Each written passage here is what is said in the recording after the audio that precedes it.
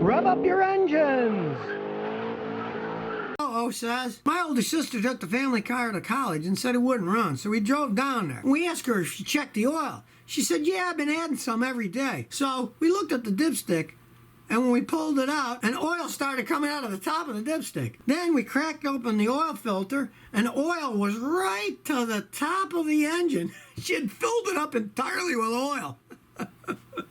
And that's why it didn't start. That's why you don't put too much oil in your engine. You want to check it with a dipstick. You don't want it too low, but you don't want it too full, because that can do an awful lot of damage. I hope that it started once you drained it out and filled it back up again. I'd like to hear the rest of that story. It's wicked. I own a 2000 Ford Focus ZX3, and it stalls out when it idles. I need to keep revving the engine so it won't stall out. Help, please. The first thing you want to do is check for vacuum leaks. They're notorious.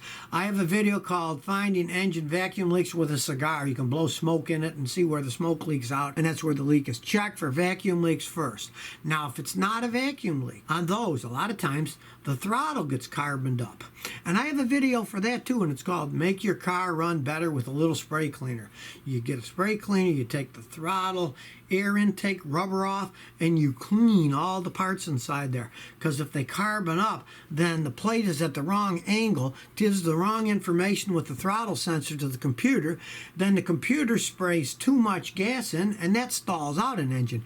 At an idle, too much gas will make your car stall. When you go in full speed, no. But when you're idling, if it thinks it's open more than it should be, it gives it more gas, it'll stall it out. So check that too. Oregon State. Scotty, I want to buy a used car. How can I know if the owner changed the oil regularly? Ask for receipts. You know, most people are going to keep receipts if they're trying to get a lot of money for a used car. Now, if they don't have any proof, only thing you could do would be take it to a mechanic, let a mechanic look at the engine, do a wet and dry compression test to see what shape the engine is in. We mechanics can do that. Most cars takes us about an hour to do something like that. And of course, if it's a friend's car or something and you have time, you can actually take a sample of the oil out, just suck a little bit out, send it to one of those oil analysis companies. They can tell you what shape the engine is by the residue that's in the oil. But you know, if you're going to buy a used car from somebody, you don't have time for that. So you either want proof from receipts, or you're going to have to go out and have a mechanic do a wet and dry compression test to see if the engine's worn or not. Joe 20 ever. Scotty, I recently did an oil change on my 03 Ranger 4.0 and used synthetic oil. Then the shop I took it to had been using conventional. Should I switch back, or is it new enough to use synthetic? It's an 03 Ranger V6. It should be perfectly fine. But do watch it, and if you see it starts to leak somewhere and drip on the ground, or it starts burning oil and it didn't before, then switch back. But if you don't have any problems, it's okay. I'm not a fan of switching back and forth, but that's a new enough engine. If you find that it doesn't start to leak and doesn't have any problems, the real problem with synthetic oil was years ago they didn't have the right additives, and when you switch, it would often leak or burn oil. But the modern additives, they seem to have figured it out with synthetic oils, and they don't really have the problem that they used to have. But do check for leakage and see if it burns oil. Now, if it does, go back to the conventional, but it shouldn't really bother that engine. Wilfred Cruz. My dipstick is broken. I tried auto parts store, and it's not deep enough. It doesn't reach the oil. Dipsticks are very particular for each engine, each model. Unfortunately, about the only place you're going to be able to get them is a car dealer in their parts department. You'll probably have to special order it, because you go to a junkyard, they're not going to sell you a dipstick out of an engine. They want to sell you the whole engine.